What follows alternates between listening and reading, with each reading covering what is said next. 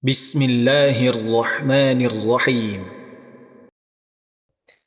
Baik Bapak Ibu yang dirahmati Allah Subhanahu wa taala, kita dengarkan bersama paparan ilmu dari Ustadz Ustadz Muhammad Ihsan Ufik LCMA. Kepada beliau kita semua persilahkan. Tafadhal Ustadz, ma'juran wa mashkuran.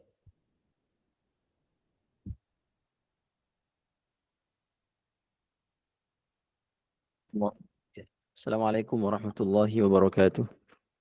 Waalaikumsalam. Waalaikumsalam warahmatullahi wabarakatuh. Waalaikumsalam warahmatullahi wabarakatuh.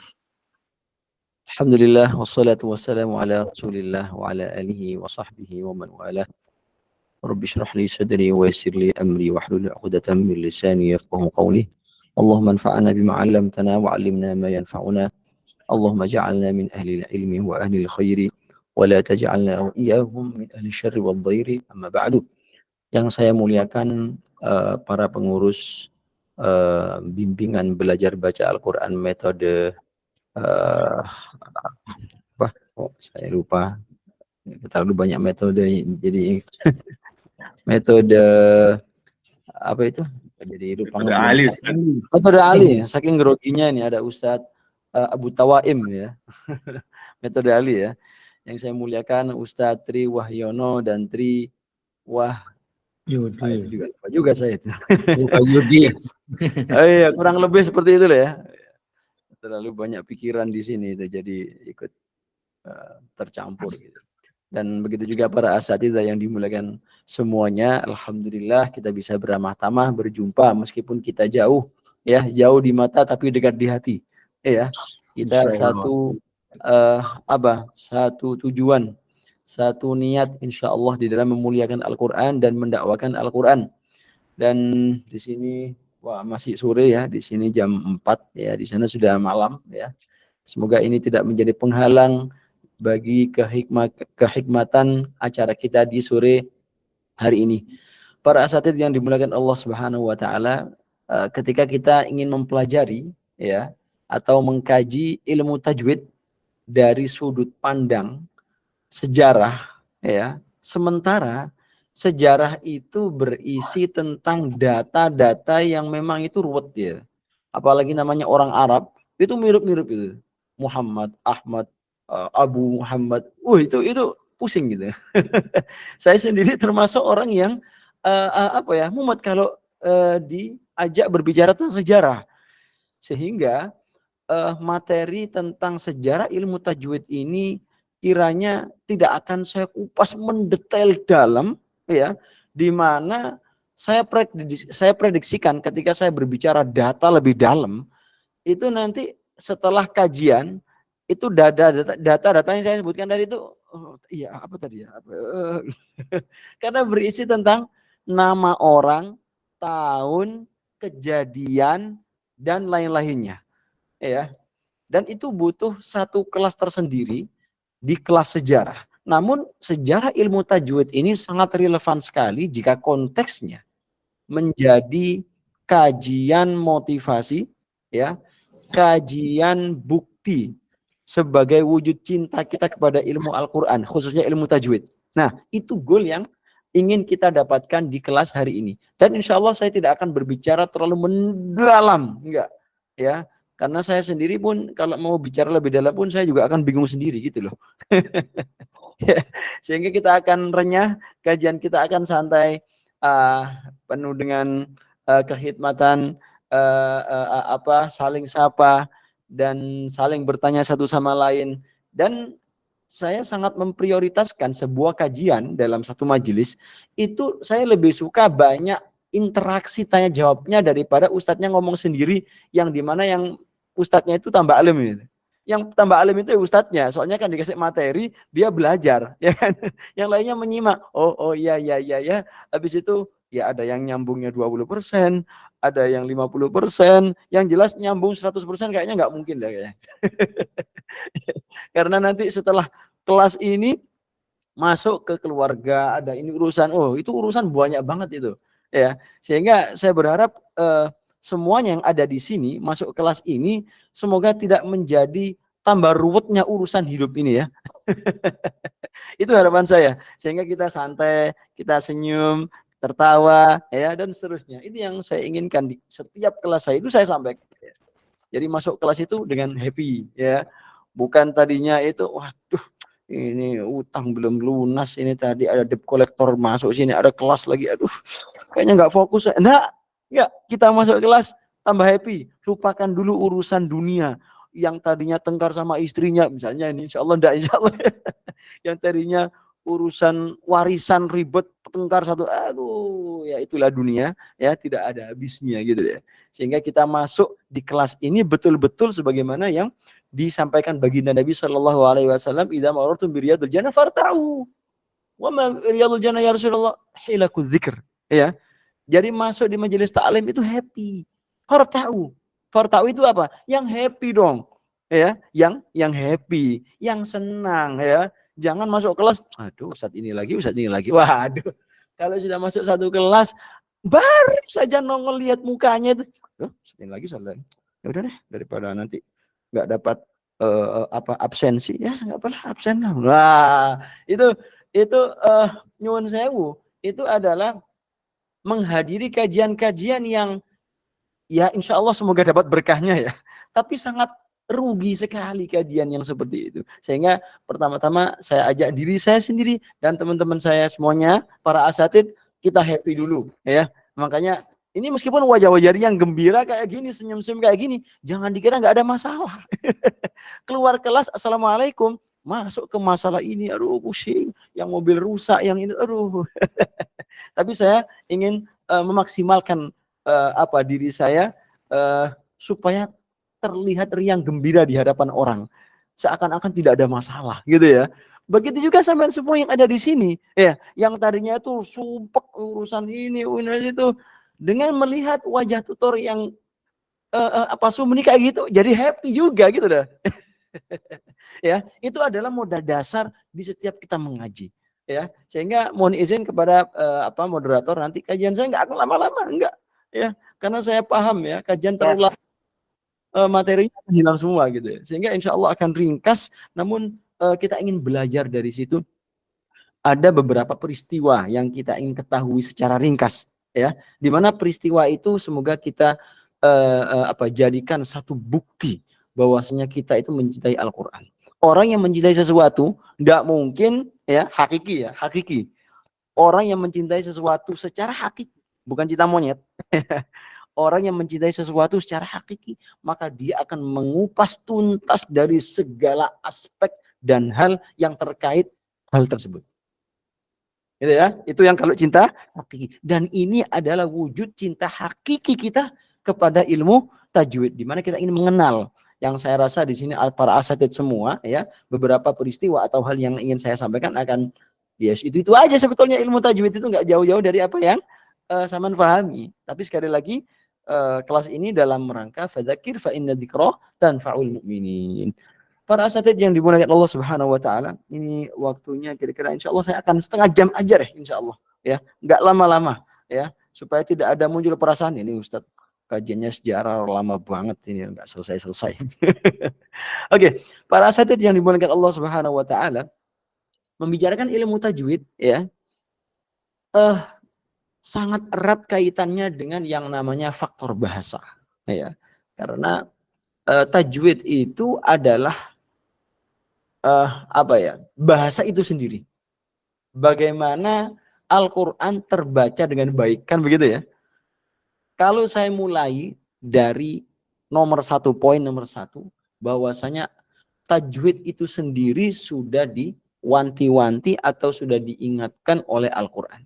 Ya, tadi yang dibaca oleh para qori'ah kita, yang Masya Allah dengan lagu yang legendaris ya.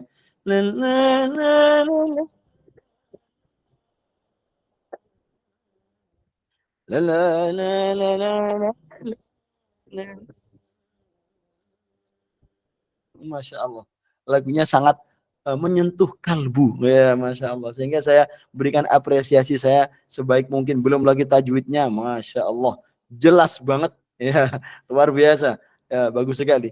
Dan namun sebelumnya tadi saya sempat mendengarkan, mohon izin ya, sebagai masukan saja. Tadi sang qari'ah kalau tidak salah setelah membaca Al-Quran, kemudian diakhiri dengan Allahumma arhamna bil Quran kalau tidak salah ya. Nah, itu bila memungkinkan ya, disendirikan saja. Ditutup dengan shadaqallahul azim. Baru kemudian Allahumma arhamna dan lain-lainnya. Ya, bukan, ini sedikit masukan saja, bukan haram loh ya Ustaz Tri. Nanti saya nggak diundang lagi gara-gara ngeritik ini. Ya, sebagaimana kita dilarang membaca bismillah dan waqaf di akhir kata, ya misalnya ghairil maghdubi alaihim waladdallin bismillahirrahmanirrahim. Kita juga tidak dianjurkan ya untuk menambahkan sesuatu yang selain Al-Qur'an kecuali dengan sesuatu yang dia itu sudah ma'ruf. Oh, shadaqahul itu sudah selesai. Nah, setelah itu Allahumma rahamna bil Qur'an dan seterusnya. Ya, itu sedikit ya, sedikit saja. Enggak haram juga kok, enggak usah galak-galak lah. Insyaallah. Ya. Oke. Jadi cukup shadaqallahul azim atau wassalamualaikum warahmatullahi wabarakatuh. Setelah itu baru Allahumma rahamna, gitu ya. Nah, oke. Kembali ke laptop.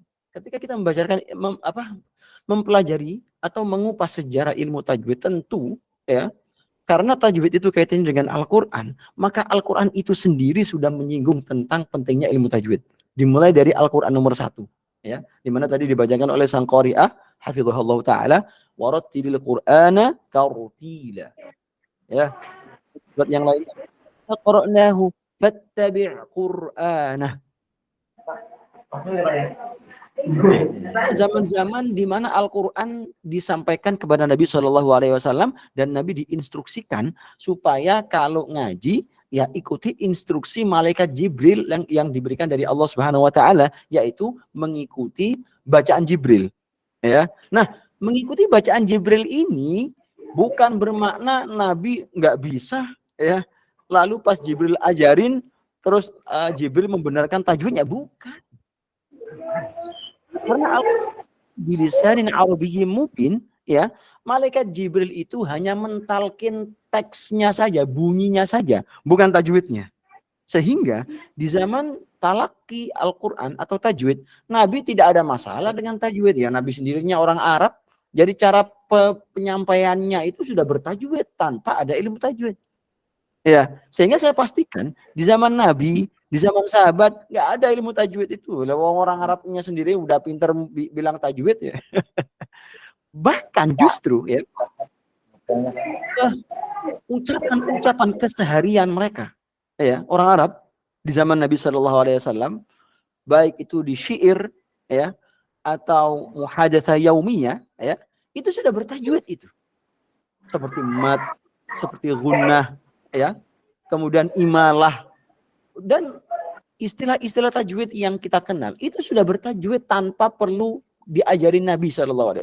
Sehingga Nabi hanya mengajarkan teksnya saja atau suara Al-Qur'annya saja, bukan perbaikan bacaannya, gitu ya. Dan sahabat ya jelas tinggal mengikuti dengan salikoh, dengan apa salikoh itu kalau boleh diterjemahkan dengan logat yang mereka miliki ketika ngomong, ya qari al-Qur'ani la takunu kalladzina kafaru innal hasanati itu kayak begitu ya, ngomongnya itu udah kayak gitu, bertajwid, gunnahnya ada, ya Khalid ya, bukan orang Arab zaman sekarang yang tajwid itu memang nggak ada, apalagi belum memasukkan bahasa ini jadi ini, waduh, masuk bahasa Mesir, wais, bahasa teluk, macam-macam itu rusak itu bahasa tajwid itu. Nah, sehingga sekali lagi saya ulangi, di zaman Nabi SAW hingga sahabat, bahkan setelahnya ya tabiin itu tajwid nggak dikenal, nggak ada. Hanya ada instruksi bacaan Al-Qur'annya begini. Karena para sahabat sekali lagi sudah membaca Al-Qur'an sesuai dengan tabiat pengucapan Arabik yang mereka miliki. Gitu ya. Nah, namun ada beberapa naskah. Ini seharusnya harus ada flyer atau sharing ya, tapi karena waktunya mepet sekali, karena di sini sejam lagi persis sudah masuk waktu maghrib ya, sehingga saya akan singkat-singkat saja ya. Ada satu ungkapan populer ya di zamannya Nabi Shallallahu Alaihi Wasallam ketika Ummu Salamah. Ummu Salamah itu adalah salah satu istri Nabi Shallallahu Alaihi Wasallam. Ketika beliau ditanya, piye bacaannya Nabi itu piye sih? Nah, kan gitu ya. Piye bacaannya Nabi itu, coba sifatkan bagaimana? Tilawatan, kata Ummu Salamah, mufassaratan, mutqanatan, ka'annahu yaqra'u kulla harfin ala hidah. Bacaan Nabi itu adalah bacaan yang jelas, ya, yang kokoh, ya. Oh, ini masih ambigu ini. Gimana bacaan jelas dan yang kokoh itu? Oh, dijelaskan oleh Ummu Salamah. Seakan-akan, bukan seakan-akan ya seharusnya. Membahasakannya itu, bacaannya itu begini. Setiap huruf satu sama lain itu sangat jelas pengucapannya. Jelas. A ya dibaca A. Ya, misalnya wana abijanibi. Oh, itu setiap huruf masing-masing jelas. Wa na a bi ja ni bi. Enggak ada campur-campur dengan huruf lainnya, misalnya wana bi janibi, wana bi, enggak. Itu tidak jelas. Atau suaranya itu tidak ada kejelasan seperti yang saya sampaikan ya. Oh, ribet amat sih. Pokoknya nggak jelas gitu ya suaranya. Setiap huruf itu tek tek tek persis secara definisi ilmu tajwid itu sendiri secara bahasa. Ya, kalau kita melihat definisi tajwid ya, definisi tajwid dalam bahasa itu tajwid ya, atau tartil dah. Istilah Al-Qur'an ya, warattalnahu tartila. Tartil itu makna secara bahasa itu rata. Kalau misalnya para asatidz di sini ada yang punya gigi ya, ini gigi saya termasuk nggak rata ini, mohon maaf. Ini gigi saya nggak tartil kan ada. Iya, ya. Gigi saya ini nggak tartil ya. Tapi kalau ada, wah, ini ada senyumnya Ustadz Tri ini begitu menawan. Itu saya lihat itu giginya tartil itu. Gimana? Dia posisinya itu rata gitu loh. Di sini di sampingnya lagi, terus sampingnya lagi berputar. Nah, itu tartil itu. Rata itu tartil. Ya, kalau gigi saya nggak tartil. Itulah gambaran mudah tajwid itu sendiri. Ya, sehingga tajwid itu ya, i'ta'u kulli harfin haqqa mustahaqqahu. Ya, setiap huruf harus dibaca jelas, rata, yang tingkatan panjangnya berapa harokat atau rokhawanya yang demikian ya. Jangan sampai huruf syiddah dibaca rokhawah ya, dan dibalik-balik. Nah, itu disebut tartil, memberikan huruf hak dan mustahaknya sebagaimana kita ketahui bersama. Nah, itu adalah tipikal atau bacaan Nabi Shallallahu Alaihi Wasallam yang disifati oleh Ummu Salamah radhiyallahu taala anha.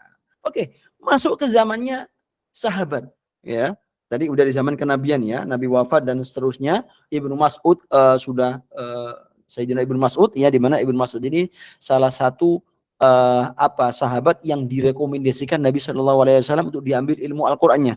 Jadi tidak semua sahabat itu ahli tajwid atau ahli Quran, enggak ya. Tidak semuanya. Itu sunatullah. Ada di antara mereka yang faqih, ada yang ahli tajwid, ada yang ahli tafsir dan seterusnya. Ibnu Mas'ud ya, Abdullah bin Mas'ud radhiyallahu taala anhu termasuk yang di ACC atau diijazahkan oleh Nabi ya kan. Nah, zaman sekarang itu ijazah ya kan.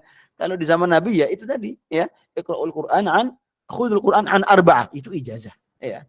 Ibnu Mas'ud pernah berkata, Jawidul Qur'ana wa zayyinuhu bi ahsanil aswat. Nah, ini adalah embrio dari ilmu tajwid itu sendiri. Diambil dari perkataan Ibnu Mas'ud, jawidu, perbaikilah bacaan Al-Qur'an. Ya. Dan hiasilah dengan suara-suara yang paling indah, yang paling sedap, yang paling merdu. Nah, itu kata Ibnu Mas'ud. Nah, dari situ ya ada kejadian juga, dan saya rasa ini satu kejadian atau cerita yang sangat populer ya, di mana ada salah seorang tabi'in atau tabi'in ya mengaji ke Ibnu Mas'ud ketika sampai di surat At-Taubah ya, innamas shadaqatu lil fuqara'i wal masakin wal 'amilina 'alaiha, dan seterusnya. Kata Ibnu Mas'ud, sebentar ya, Enggak gitu aku dulu ngajinya ke Nabi Muhammad. Tapi ini sekali lagi istilah ilmu tajwid belum ada, ya. Tapi ini menceritakan bahwasanya tajwid itu sendiri ada di zamannya Nabi Shallallahu Alaihi Wasallam. Ya, kata Ibnu Mas'ud, maha kada, ya, maha kada akroaniha Rasulullah Shallallahu Alaihi Wasallam. Aku dulu ngajinya ke Rasulullah nggak kayak gitu. Kamu ngajinya innamas shaqatul fuqara wal masakin, roknya dibaca 2 harokat. Kata Ibnu Mas'ud, enggak, no. Kata anak-anak zaman sekarang ya. Anak-anak yang biasa nonton Cocomelon tuh. No gitu. Enggak gitu dulu aku dulu ngajinya, ya kan? Kemudian dikatakan atau ditanya lagi sama orang yang ngaji tersebut, ya. Wahai Aba Abdurrahman, lah piye to ya? Ngajinya aku enggak tahu, ajarin aku. Kemudian kata Ibnu Mas'ud radhiyallahu taala, ada yang ketok-ketok. Ya, lihat. Enggak apa lihat. Ya, lihat. Ya, ada apa bilang kayak gitu? Saya lagi ngajar bilang.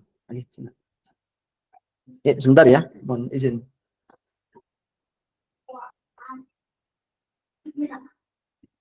Ya, sudah ada yang ketok pintu. Oke, saya lanjutkan. Kata Ibnu Mas'ud, aqra'aniha Rasulullah sallallahu alaihi wasallam innamas shadaqatu lil fuqara'i wal masakini famad. Aku dulu ngajinya ke Rasulullah dengan memanjangkan fuqara'i wal masakin. Bukan dengan memendekkan seperti bacaan. Nah, para ulama mengatakan ini adalah sumber dasar yang sangat kokoh bahwasanya tajwid itu ada diajarkan dan diwajibkan menurut sebagian qaul, ya, untuk dibaca secara tajwid, baik itu matnya, gunanya dan seterusnya. Ya, itu di zaman para sahabat, ya. Masuk ke zamannya Al-Imam Al-Khaqani, ya, zaman ketiga. Nah, ini kan mumet, ini zaman ketiga, ada imam siapa itu kan mumet, ya. Tapi ini sebagai gambaran, ya. Masuk ke zaman yang lebih di bawahnya lagi, yaitu di zamannya Imam Al-Khaqani, di mana wadhi'uhu Musa awil Khaqani, kata Imam Syekh Samanudi, bahwasanya imam ulama yang pertama kali menuliskan ilmu tajwid, ya, dalam satu manzumah, ya, atau bait-bait syair itu adalah Imam Al-Khaqani, Abu Muzahim Al-Khaqani, yang dimana beliau memiliki satu qasidah yang sangat populer, ya, qasidah Khaqaniyah tentang tajwid. Itu adalah satu qasidah tajwid yang paling awal, ya, dikatakan Imam Al-Khaqani ini termasuk tabi'in lah, atau setelahnya mendekati masa-masa tersebut, ya, dimana di qasidah tersebut, ya, itu masih belum ada istilah tajwid, itu belum ada, ya. Nah, sebagai gantinya hanya ada istilah husnul ada, di mana di permulaan qasidah tersebut ayat qari al-Qur'ani ahsin ada'ahu, ya, istilah tajwid belum ada, meskipun ya sudah disinggung di zamannya Ibnu Mas'ud yang di atasnya tadi. Nah, itu terjadi di abad ketiga, yaitu Al-Imam Al-Khaqani rahimahullahu ta'ala. Kemudian turun lagi ke zamannya Imam Khalid bin Ahmad Al-Farahidi. Nah, dari situ ilmu tajwid sudah mulai baku itu. Kenapa? Atau di zaman sahabat itu ilmu tajwid itu masih kalang kabut, ya. Kenapa?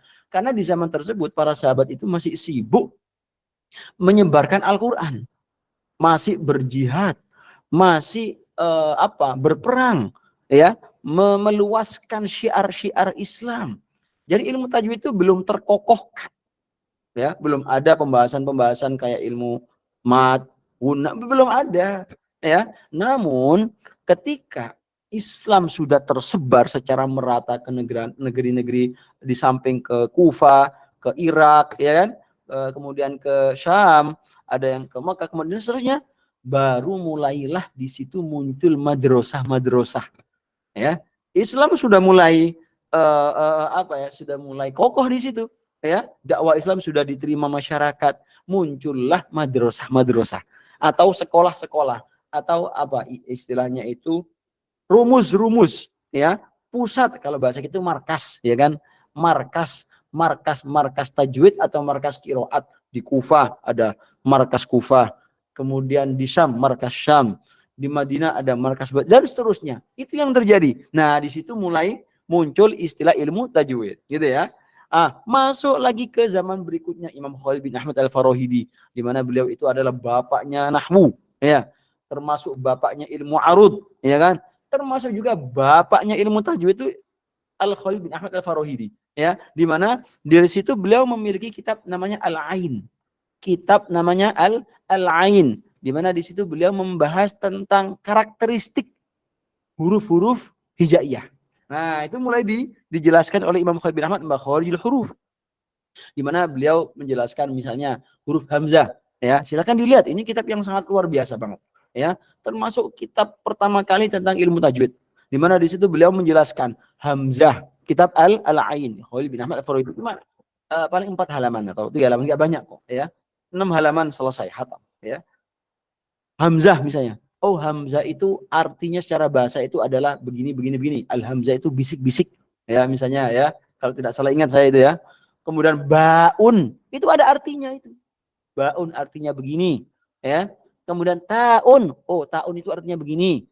Keluar makhrajnya itu di sini karena begini. Ah, itu kitab apa?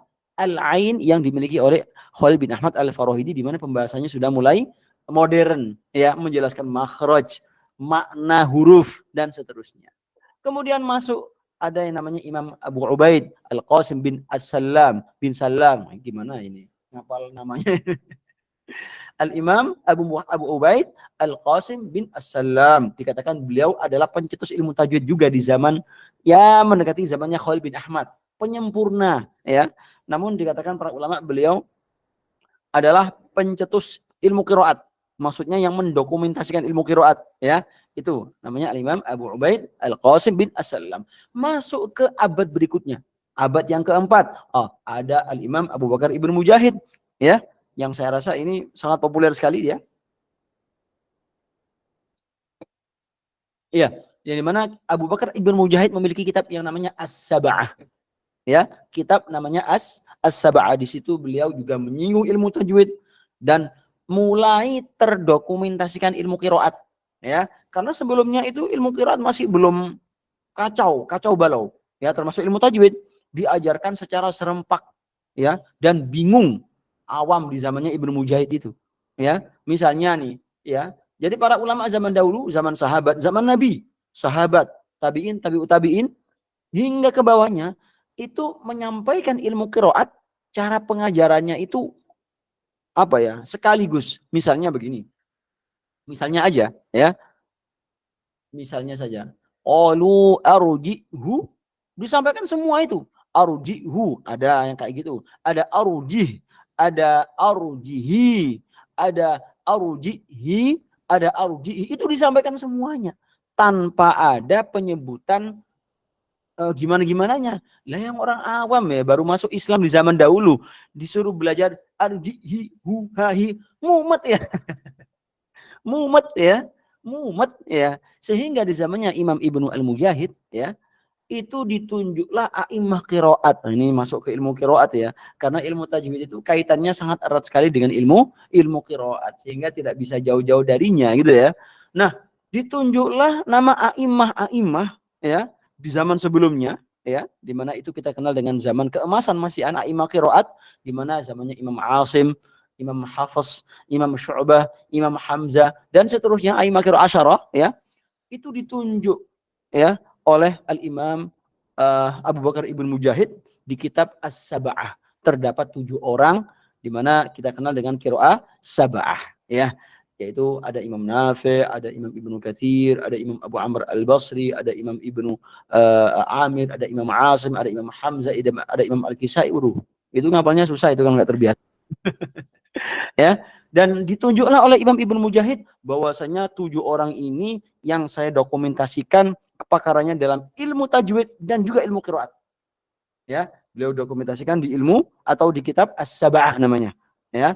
Setelah itu ternyata pendapat Ibnu Mujahid ini disepakati oleh ulama di zamannya. Oh iya, aku cocok banget dengan Ibnu Mujahid itu. Ya udah, kita jadikan, ini kata para ulama di zamannya Ibnu Mujahid, ya, dan setelahnya kata mereka, ya udah, kita jadikan Ibnu Mujahid sebagai bapak qiraah sab'ah. Nah, gitu, ya. Bapak qiraah sab'ah. Ya, karena dari situ mulai munculnya itu, ya. Oke. Qiraah asyarah belum ada.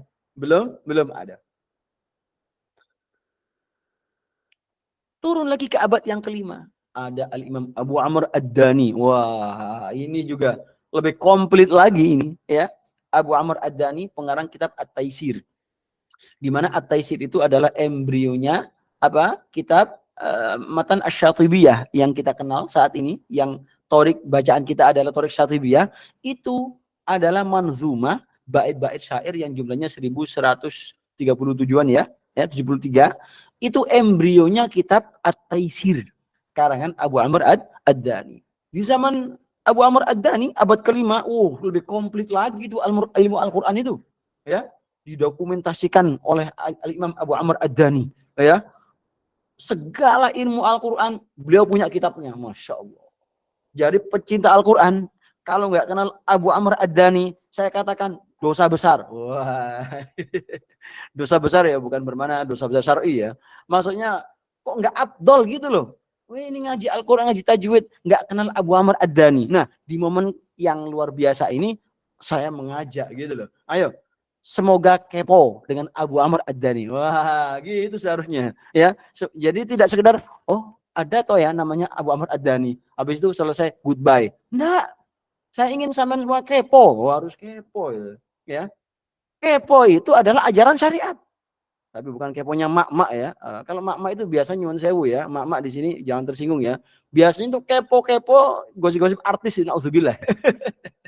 Yang Paula Van Heaven apa sama Baim cerai. Kepo. Ditarik beritanya, bapaknya siapa, apanya begitu. Waduh. Itu Van Hoven apa itu nggak tahu. Saya pun sendiri ya namanya banyak orang kepo ya enggak? Banyak orang kepo di Facebook, ada orang nge-share. Ya saya baca biasa, tapi aduh ngurusin rumah tangga orang, ngurusin rumah tangga sendiri udah pusing. Ya kan? Sehingga kepo itu sekali lagi syar'i, tapi kepo dalam hal yang positif. Tapi kalau kepo hal kayak gitu. Gitu ya. Iya, jadi kepo itu sekali lagi syar'i. Dalilnya ada? Ada. Wa qur rabbi zidni ilma. Loh, itu dalil kepo belajar. Ya enggak? Nabi SAW disuruh senantiasa berdosa supaya ditambahkan ilmu. Orang yang enggak kepo gimana pengen tambah ilmu baru lagi? Ya enggak? Misalnya contoh di sini kan, saya kenalkan, para asatidah semuanya, ayo. Ada namanya ulama besar, namanya Abu Amr Ad-Dani. Ya. Siapa sih kira-kira yang tadi diceritakan di kajian Ustadz Ufik itu?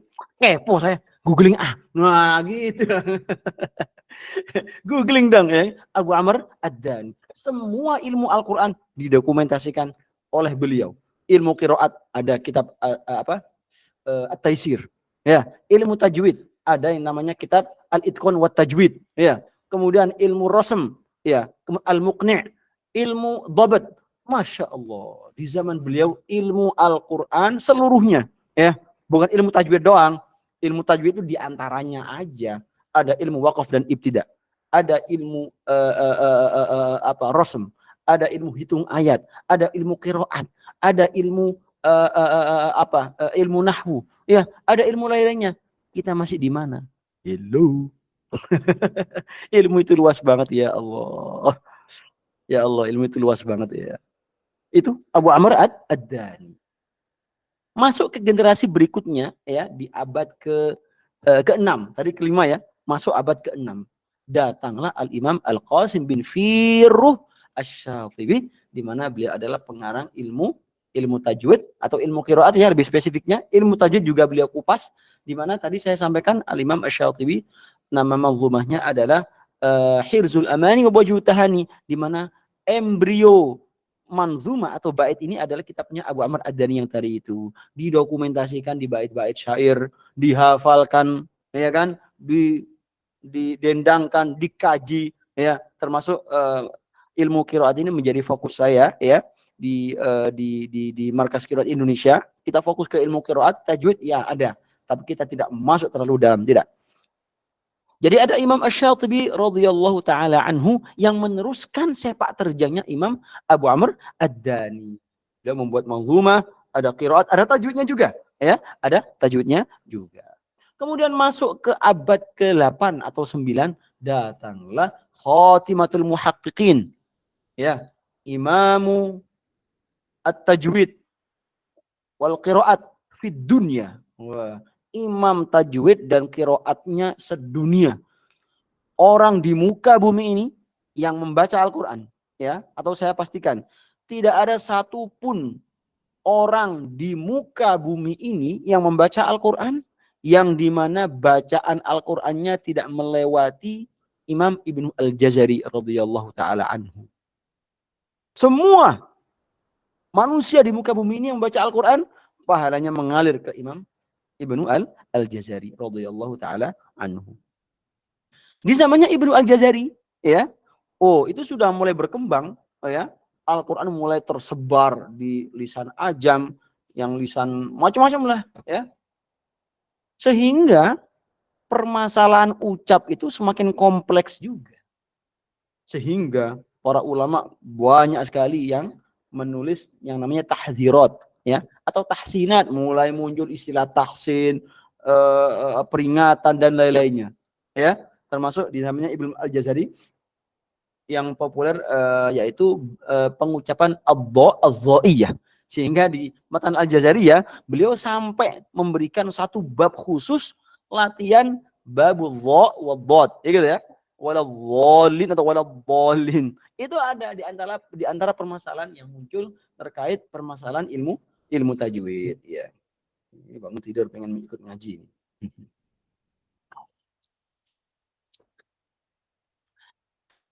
Ilmu qiraah sab'ah, ya. Ini ada kaitannya nih.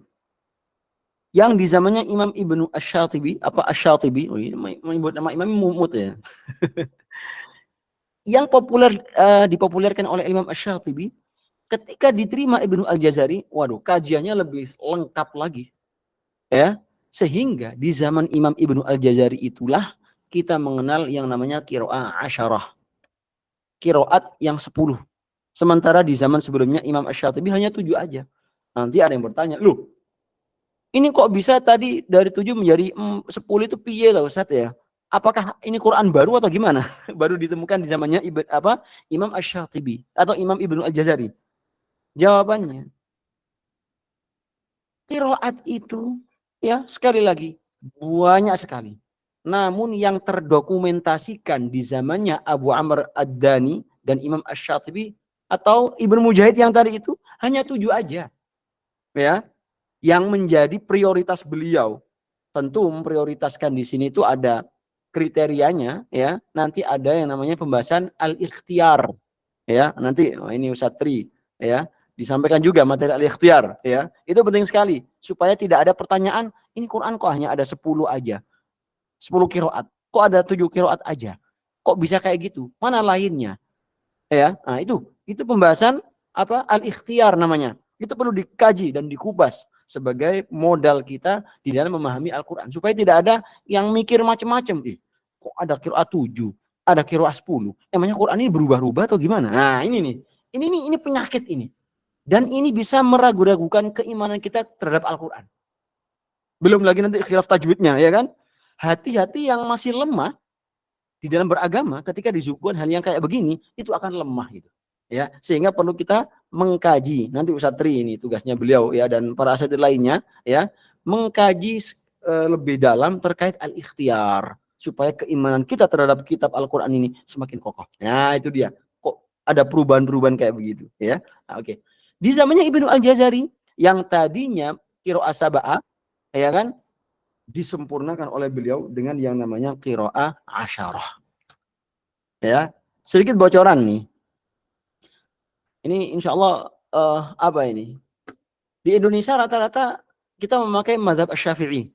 Ya, kalau zaman semua buka kitab Syafi'i, ya, khususnya Imam Nawawi, ya, Ibnu Hajar dan lain-lainnya, itu di sana hanya ditegaskan qiraah sab'ah aja loh. Ya, nggak ada qiraah asyarah. Ya, hanya qiraah sab'ah saja. Dan ada penegasan bagi yang membaca qiraat selain sab'ah, bacaan Al-Qur'annya batal. Silakan kepo. Nah, ini tempatnya kepo di sini. Silakan dirujuk kitab Al-Majmu', ya, Rawdatul Thalibin, khususnya kitab Imam Nawawi. Itu hanya disebutkan bacaan Quran yang bisa dipakai sholat itu qiraat sab'ah aja. Selainnya enggak ada. Ya. Nah, terus gimana qiraah yang tadi 3 disampaikan Ibnu Jazari tadi itu? Jawabannya, di zaman a'immah qiraah asy-Syafi'iyah, a'immah Syafi'iyah, ya, itu zamannya sebelum Ibnu Al-Jazari. Bisa diikuti ya? Jadi a'immah mazhab Syafi'i, Imam Nawawi, Imam Ar-Ramli, kemudian Imam Ibnu Hajar dan lain-lainnya, itu para a'immah yang mengatakan qiraah sab'ah yang sah boleh pakai salat itu sebelum Ibnu Jazari.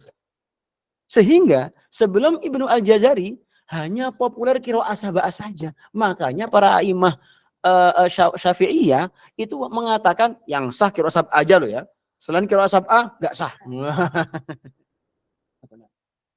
Apa? Oh iya. Datanglah Imam Ibnu Jazari mengkokohkan qiraah asyara. Apalagi apa itu awal mula Muqaddimah Jazariyah, ada yang bisa membantu saya? Awal Muqaddimah Al-Jazariyah. Sambil sedikit menyapa saya, waktunya juga terlalu ini. Apa awal mula bait Jazariyah? Yaqulu raja Rabbin samai. Iya, silakan disebutkan. Muhammad bin Jazari Syafi'i. Asy-Syafi'i. Waduh, itu kuncinya itu. Jadi Imam Ibnu Jazari di samping Imam Tajwid dan Imam Qiraat, beliau juga ahli hadis yang mazhabnya Syafi'i.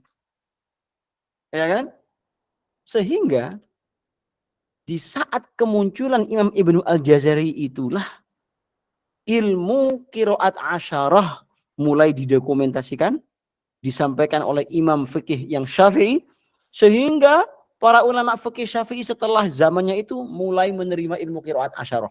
Padahal tadi saya sampaikan sebelum zamannya Ibnu Jazari itu hanya diakuisisi yang qiraat sab'ah. Selain sab'ah enggak sah sholatnya. Sehingga Imam Jazari berpelopor itu, udah ahli hadis, ahli qiraat, ahli tajwid, ahli fikih. Waduh, udah kalau sudah Ibnu Jazari, kalau kata orang Arab zaman sekarang, mapi, kata bahasa Amia ya. Bahasa Amia Nyun Sewu, pekerja-pekerja TKW itu ya, mapi kalam tani. Bahasa Amia ya, mapi kalam tani ya. Misalnya orang-orang Indonesia yang Nyun Sewu TKW itu ya, Wahid, Itnan, Talata, mereka suka mapi kalam tani. Nah, kalau sudah Imam Ibnu Al-Jazari yang mengokohkan no comment. Nah, ibaratnya kayak gitu ya. Mapi kalam tani itu nggak ada komentar kedua. No comment lah, ya kan? Diterima akhirnya qiraah asyarah. Ya kan? Setelah diterima, ya sudah, sah sekarang yang mau ngaji atau baca Al-Qur'an di sholat dengan qiraatnya Abu Ja'far, Ya'qub Al-Hadrami dan Khalaful Ashir. Nah, itu sejarahnya. Ini terlalu lama ini. Kalau saya perpanjang ini, waduh, bisa sampai malam ini. Kasihan yang ngantuk-ngantuk ini. Mungkin ada yang bilang, oh, ini nggak selesai. Jam berapa selesainya? Oke, saya tutup dengan masa setelahnya Imam Ibnu Jazari. Ya, jadi di zamannya Ibnu Jazari mulailah para ulama mengekor. Ya, jadi seluruh ulama setelah Ibnu Jazari itu rujukan kitab tajwid dan qiraatnya hanya satu. Kitab pemungkas yang menjadi embrio ilmu tajwid dan qiraat nggak ada lagi, yaitu kitab An-Nashr. Wah, ya, kitab An-Nashr sampai begini. Di kitab An-Nashr itu, ya, saya ceritakan nih. Kitab An-Nashr karangan Ibnu Jazari, beliau ada satu statement yang menggebrak. Gimana statementnya? Kata orang, ini kata Ibnu Jazari ya di kitab An-Nashr. Kata orang, ini saya menggimikkan Ibnu Jazari ini. Kata orang, ilmu qiraat dan tajwid ya, khususnya qiraat ya, itu sudah musnah dan nggak bisa dipelajari dan sudah sirna. Tapi saat ini aku buktikan ilmu qiraat itu telah hidup dan bercahaya melalui kitab An-Nashr ini. Wah, keren banget itu. Nantang banget ya. Itu di ilmu qiraat di zaman beliau itu memang susah gitu loh. Ya, nggak ada yang mempelajari sampai beliau mengatakan hal tersebut. Kata siapa ilmu qiraat itu musnah, hilang. Aku buktikan dengan kitab An-Nasrku ini, ilmu qiraat telah hidup kembali. Wah. Kitab An-Nasr itulah yang dijadikan rujukan seluruh ulama tajwid setelah zamannya Ibnu Jazari hingga sekarang, dijadikan satu rujukan embrio sangat penting terkait ilmu tajwid dan ilmu qiraat. Masuk zaman modern, ya. Zaman modern itu dikatakan modern itu berasal dari mudhirrun.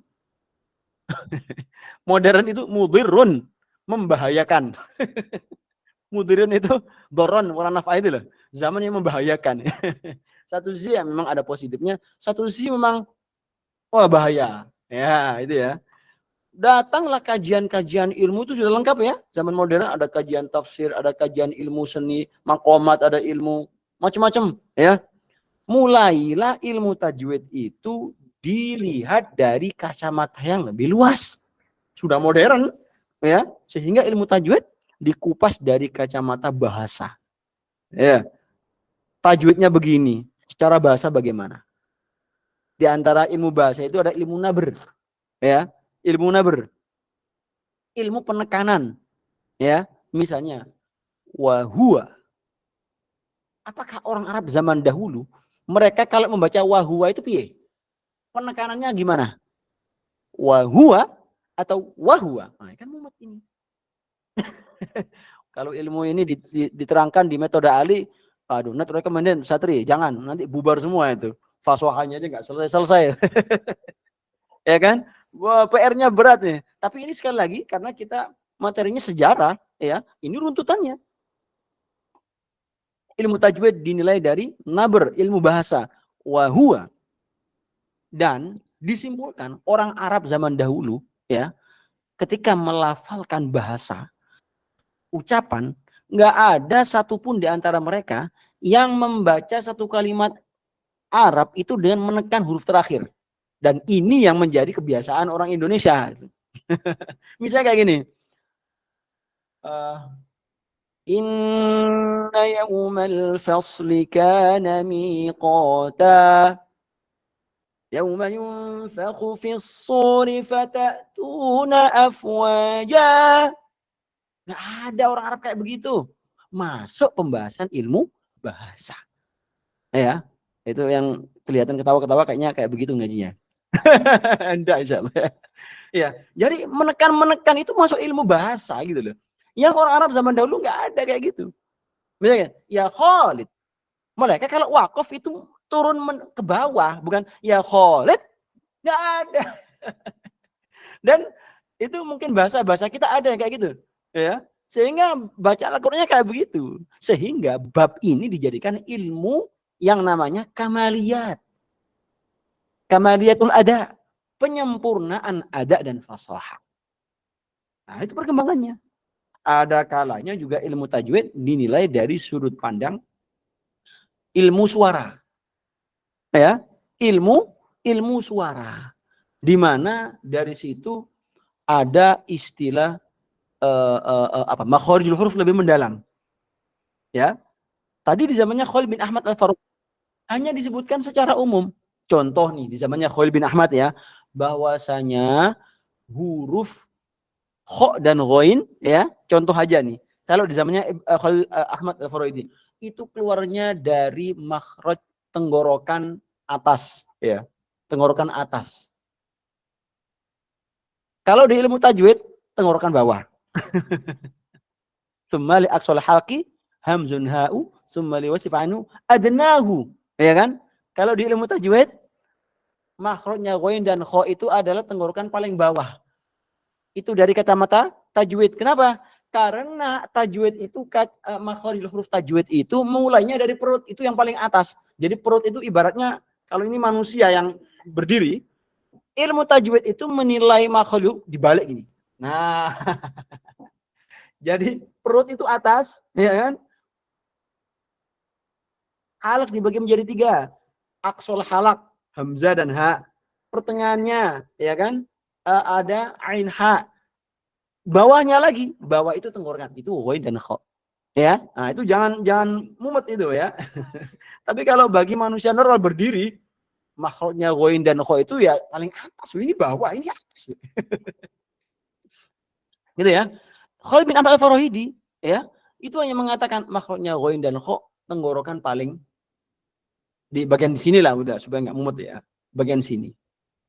Masuk ilmu suara yang meneliti secara rinci ya tentang makhraj, sifat-sifat makhraj bagaimana, disimpulkan oh alah ternyata meskipun keluar dari satu makhraj yaitu tenggorokan yang di sini, nah, supaya nggak ribut nanti atas atau bawah. Ternyata di satu makhraj itu ada letak-letak yang lebih spesifik lagi. Sehingga muncullah Al-Imam Ibrahim Ali As-Samanudi ya di Tajwid As-Samanudiyah, beliau mengatakan di situ tuh. Apa itu dikatakan itu? Jadi apa itu? Beliau mengatakan jadi terlupa saya jadi itu. Awal bab makhraj hurufian. Qudrubun wal jirmi wal barid ibn Zaid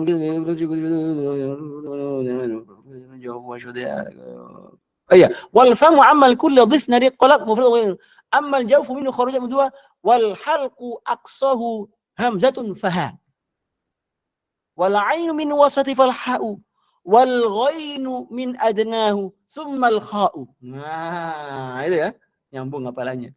Beliau mengatakan ya bahwasanya makhrajnya satu ya, tapi satu makhraj itu bukan berarti dua huruf yang keluar dari satu makhraj bukan berarti muncul dari makhraj yang sama, enggak. Ada satu titik yang lebih spesifik di mana urutannya ya dikatakan oleh Imam As-Samanudi wal aini min uswahfal wal ghainu adnau tsumma al kha'u wala. Ternyata satu makhraj tadi itu yang duluan dari bawah dari perut ke atas itu makhrajnya ghain dulu baru ke atas sedikit baru kha. Ya, jadi satu makhraj itu bukan satu titik tapi ada beberapa titik.